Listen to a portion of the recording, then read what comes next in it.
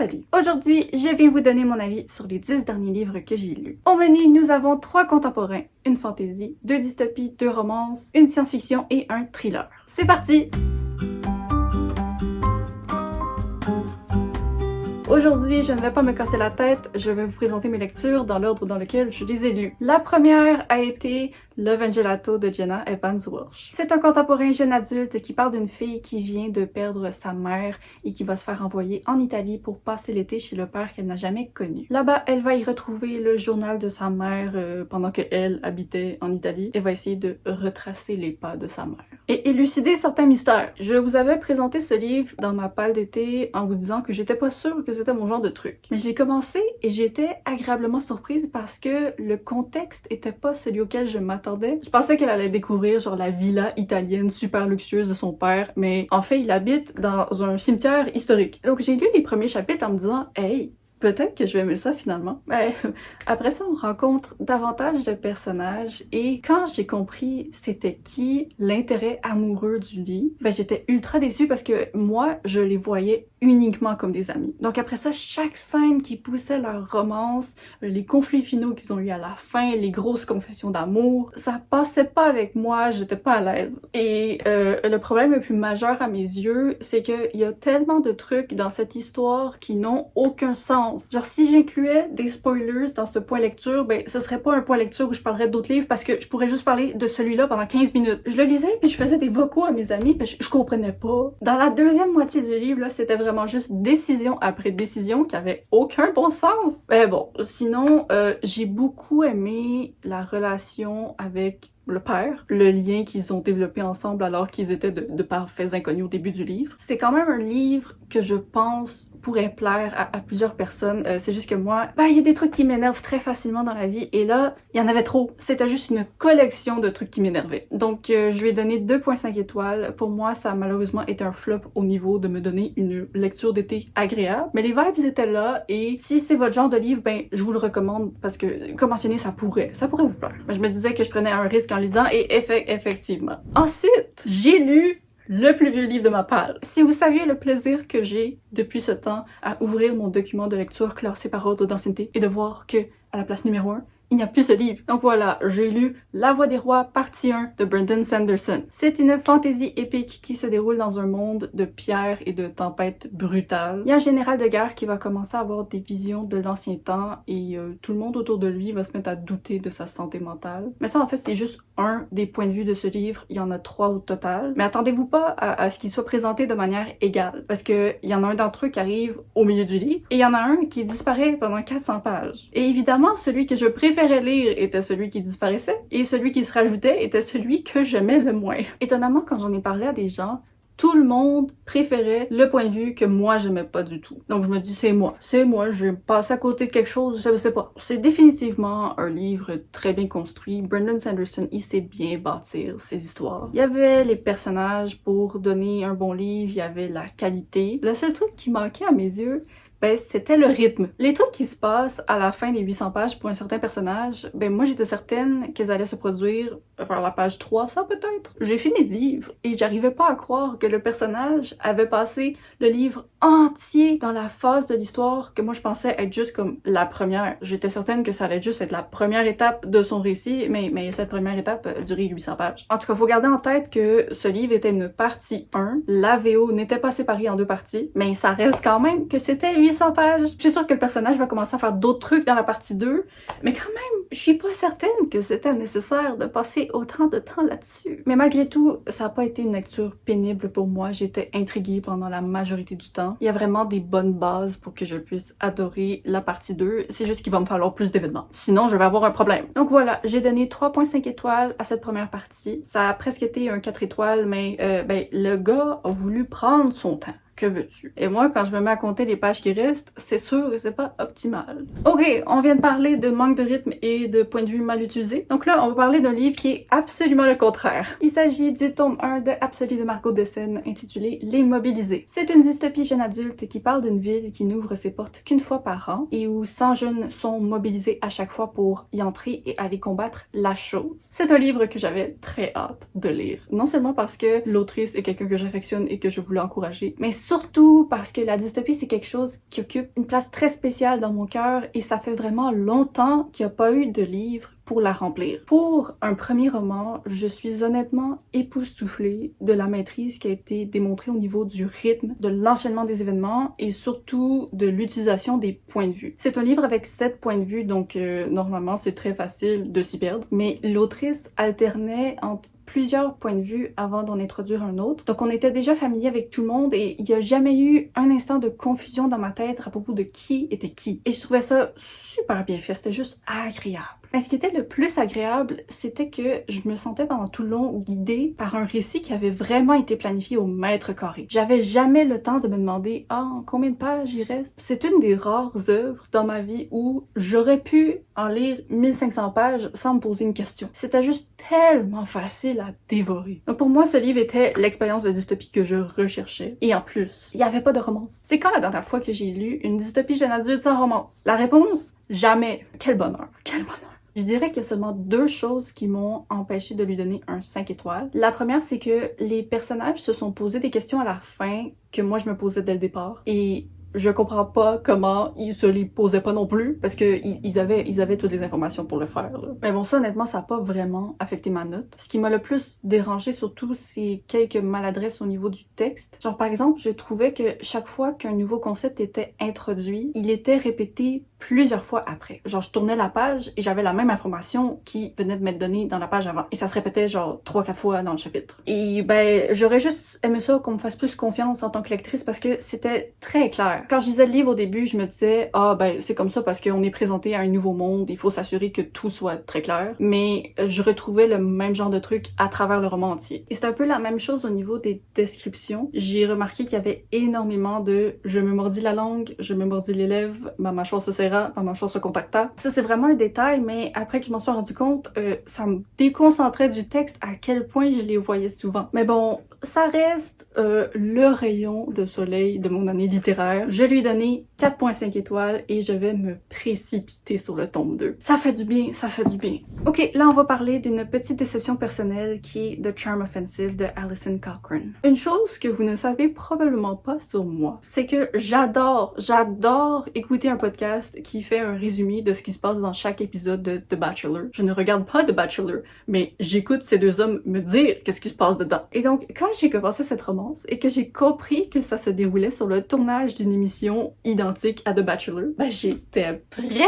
J'ai même fait une story sur Instagram parce que j'étais comme ça va être le lit de ma vie. Surtout puisque le concept est assez cocasse. Le Bachelor qui doit sortir avec 30 filles tombe en fait amoureux du réalisateur qui l'accompagne pendant le processus. Donc pouvez-vous me dire pourquoi je n'ai pas adoré ce livre? J'ai beaucoup aimé le début, j'ai beaucoup aimé le personnage de Charlie. Il y avait tous les éléments pour que ce soit une bonne romance. Mais quelque chose dans la transparence des 2 points de vue a fait en sorte qu'à partir des 30%, ben, j'étais déjà prête à ce que le roman se termine. Pour moi, il n'y avait plus aucune ambiguïté dans les sentiments des 2 personnes, et donc je ressentais plus autant d'intérêt à assister à leurs interactions. Non seulement ça, mais le personnage de Dev, celui qui travaille dans l'équipe de réalisation de The Bachelor, a commencé à vraiment me déplaire de plus en plus. Je comprenais pas ses réflexions face à certains trucs. Genre, il était le seul sur le tournage qui était capable de comprendre Charlie, ce qu'il voulait, ce dont il avait besoin. Mais malgré tout, il s'entêtait à croire que ce qui était le mieux pour Charlie, c'était de marier une de ses 30 filles, alors que clairement, Charlie l'aimait lui. Puis je comprenais les enjeux de santé mentale, les problèmes de confiance en soi, tout ce qui le touchait personnellement. Mais je comprenais pas pourquoi il se permettait de choisir ce qui était le mieux pour Charlie, alors que Charlie était très clair dans ce qu'il voulait. Donc voilà, j'ai passé la moitié du livre à juste vouloir qu'ils soient officiellement ensemble et passer à autre chose.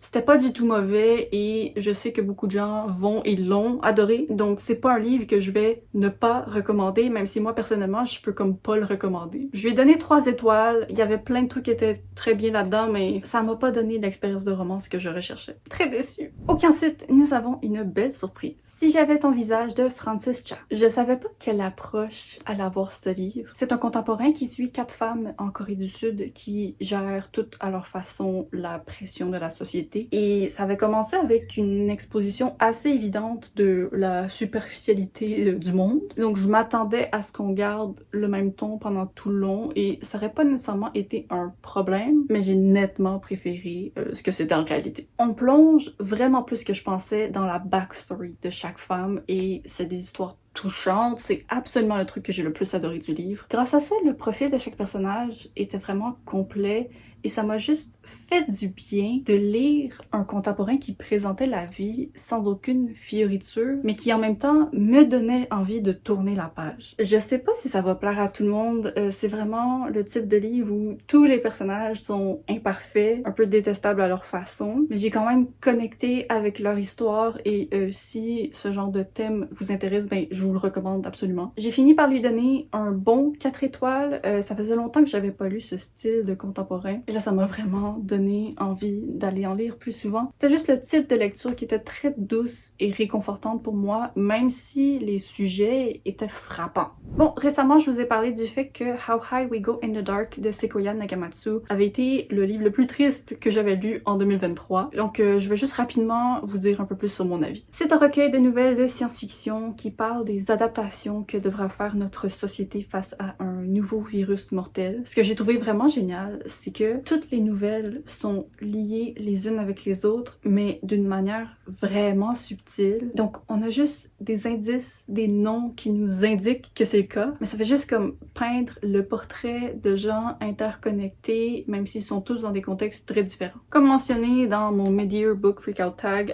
mon Dieu, que les nouvelles 2 et 4 étaient triste. J'étais à terre. En bref, j'ai aimé les idées de ce recueil, j'ai aimé le fait qu'on soit vraiment concentré sur les humains. C'est sûr par contre qu'il y a des nouvelles qui m'ont moins rejointe ou touchée que les autres, donc j'ai donné un 4 étoiles. Mais ça reste que j'ai passé un bon moment et que je repenserai toujours aux nouvelles 2 et 4 dans ma vie. Ok, maintenant parlons de ma pire lecture des dernières semaines. La chaîne de Adrian McKinty. Je vous avertis, j'ai peut-être été un petit peu sévère avec celui-ci, mais c'est parce que son concept était tellement accrocheur que moi, c'était impossible que je passe un mauvais moment avec ce livre. Et donc, pour rappel, c'est un thriller qui parle de la chaîne. Et comment ça commence? C'est qu'on suit une mère dont la fille se fait kidnapper et elle reçoit un appel de la chaîne comme quoi elle doit à son tour kidnapper un autre enfant pour que sa fille soit libérée. Sauf qu'elle sera en fait seulement libérée si les parents de l'enfant qu'elle a kidnappé kidnappent à leur tour un enfant. Donc c'est ça, faut vraiment que la chaîne soit préservée pour que les gens survivent. Comment tu peux rater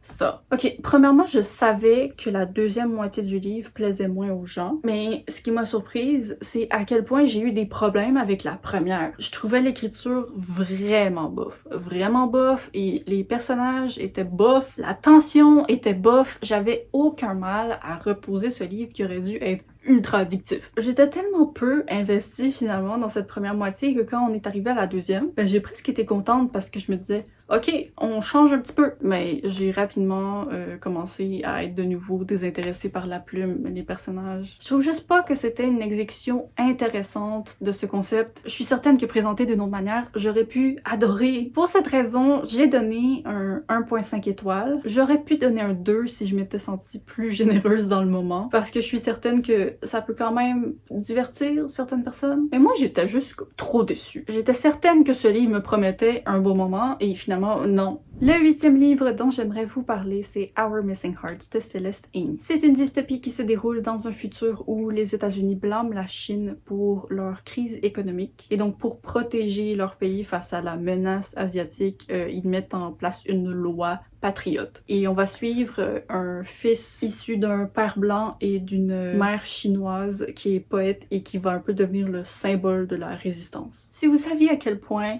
c'est un bonheur de retrouver la plume de Celeste Ng. C'est le 3e livre que je lis d'elle et dès les premières pages, je me sentais tellement à la maison. Pour moi, c'est vraiment son écriture qui fait la beauté de ce livre. Parce que en tant que tel, le monde dystopique qui est dépeint, c'est un peu fait de manière grossière, un peu exagérée. En même temps, en voyant les événements des dernières années aux États-Unis, j'ai comme plus aucun mal à croire que ça pourrait vraiment se produire. Mais tu sais, il y avait quand même peu de subtilité dans la discrimination et son fonctionnement. Je sais que ça a dérangé certaines personnes, mais moi, pas du tout, parce que ça m'a juste permis de me concentrer sur la poésie du texte plutôt que les enjeux politiques. J'ai adoré les personnages, les liens complexes et brisés entre chaque membre de cette petite famille. Du début jusqu'à la fin, j'étais transportée dans cette atmosphère grise. Et je pensais que la fin se dirigeait dans une certaine direction. Et finalement, ben, ça a pris comme un petit détour vraiment original. Et ça introduit une idée qui, à mon avis, va vraiment me rester en tête longtemps. C'était juste vraiment une belle œuvre. Oh, ça m'a fait du bien. Par contre, il me manquait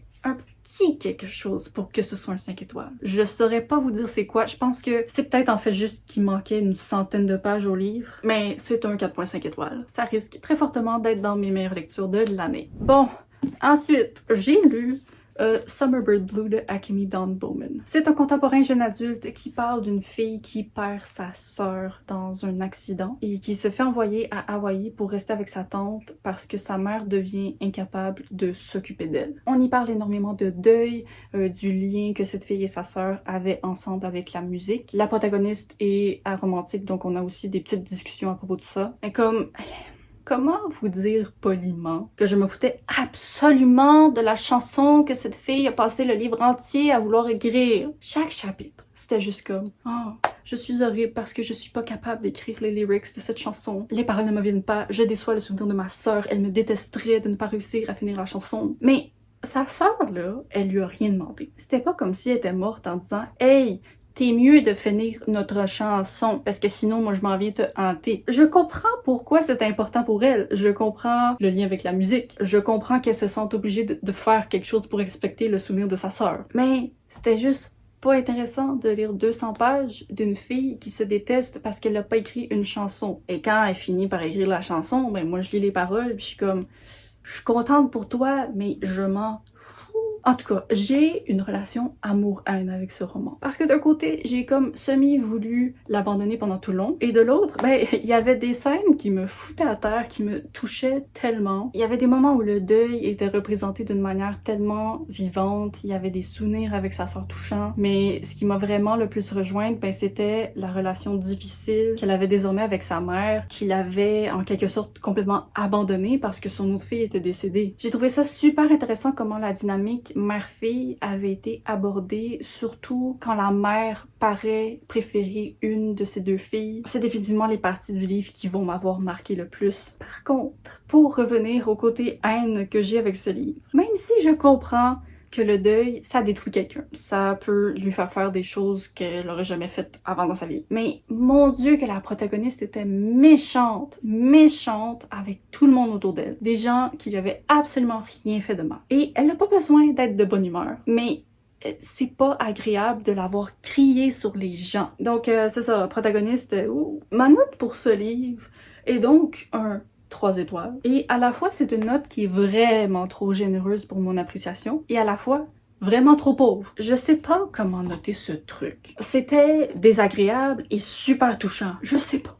Ok, le dernier livre dont je vais vous parler est une romance et il s'agit de The Wedding Crasher de Mia Sosa. Ça commence avec Solange qui va aider sa cousine à organiser un mariage. Sauf que pendant qu'elle est là-bas, ben, elle va tomber sur la fiancée en question avec un autre homme dans une position compromettante. Et ben, c'est clair pour elle qu'elle devrait pas se marier aujourd'hui. Elle va donc s'opposer au mariage pendant la cérémonie. Et pour repayer cet homme dont elle vient de gâcher le mariage et qui avait en fait besoin de ce mariage pour obtenir une promotion au travail, elle va faire semblant de sortir avec lui. Là, je vous avertis, les événements de ce livre sont tellement exagérés. C'est comme du fake dating sur du fake dating sur du fake dating. Tu penses que ça finit pas. Mais j'ai adoré la première moitié. J'aimais les personnages, c'était drôle, c'était divertissant et surtout, chaque fois que le récit allait dans une direction que j'étais certaine de connaître et que j'étais certaine de détester, genre le type de situation où quelqu'un allait se faire accuser faussement de quelque chose, ben juste avant d'y arriver, l'autrice prenait un détour et finalement utilisait ça juste pour donner une bonne raison à ses personnages de passer plus de temps ensemble. Et ça m'a tellement fait du bien